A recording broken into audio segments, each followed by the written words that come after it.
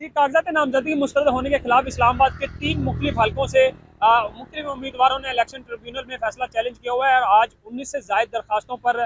समाअत हो रही है, जिसमें इलेक्शन कमीशन से जवाब तलब किया गया है। जस्टिस अरबाब मोहम्मद ताहिर जो है वो इस केस को सुन रहे हैं। तो जजेस मुख्तस किए गए थे जिन्होंने इलेक्शन ट्रिब्यूनल में मुख्तलिफ जो दरखास्तें मुस्तरद हुई थी उन केसेस को सुनना था। तो इस्लामाबाद के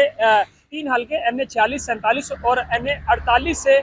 जो खास तौर पर तहरीक इंसाफ के बड़े उम्मीदवार हैं उसमें शोएब शाहीन है जो वकील भी हैं, तर्जमान भी है तहरीक इंसाफ के। इसके अलावा आमिर मुगल हैं जो अली नवाज अवान के बड़े करीबी साथी थे, लेकिन चूंकि अली नवाज अवान के करीबी साथी बाबर अवान के कागजात मंजूर हो गए थे तो उनके ज़्यादा चांसेस हैं कि वो NA 47 से इलेक्शन लड़ेंगे। बाकी कुछ ख्वाजा सराओं के जो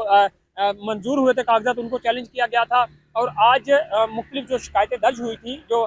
RO के फैसलों के खिलाफ 19 से जायद अपीलों को यकजा कर दिया गया था जज जस्टिस अरबाब मोहम्मद ताहिर की तरफ से। और आज इलेक्शन कमीशन अपने जो एतराज़ात लगाए गए थे उनके जवाब देगा और उसके बाद आज मुमकिन तौर पर कुछ उम्मीदवारों के कागजात पर फैसला कर लिया जाएगा और बाकियों के ऊपर अगर फैसला महफूज हो जाता है तो वो शायद बाद में सुनाया जाए। लेकिन इस्लामाबाद के 3 हलकों से ये फैसला जल्द हो जाएगा कि कौन से उम्मीदवार मुख्तलिफ जमातों की तरफ से इलेक्शन लड़ेंगे। पीपल्स पार्टी के सत्तल बुखारी भी जो नैयर बुखारी के भाई हैं उनके भी कागजात मुस्तरद हो चुके हैं। तो देखना ये होगा कि जो उम्मीदवार जिन्होंने अपने कागजात मुस्तरद होने के खिलाफ चैलेंज किया हुआ है ये फैसले उनके हक में आते हैं या नहीं। गुज़श्ता रोज़ हमने देखा कि मुल्क में बाकी हिस्सों में जो ROs के फैसले थे वो मुअत्तल किए गए, कागजात मंजूर किए गए, बड़ी शख्सियात के कागजात मंजूर किए गए, जिसमें शेख रशीद हैं, एजाजुल हक हैं और दीगर राजा हैं और वो बहुत सारे नाम हैं जिसमें तहरीक इंसाफ के रहनुमा भी हैं और दीगर उनके इत्तेहादी भी हैं जिनके कागजात मंजूर हो गए थे। तो देखना ये होगा कि चूँकि जब चीफ जस्टिस काजी फाइज ईसा ने भी जो लेवल प्लेइंग फील्ड की दरख्वास्त थी उसमें रिमार्क्स दिए थे कि अगर किसी के कागजात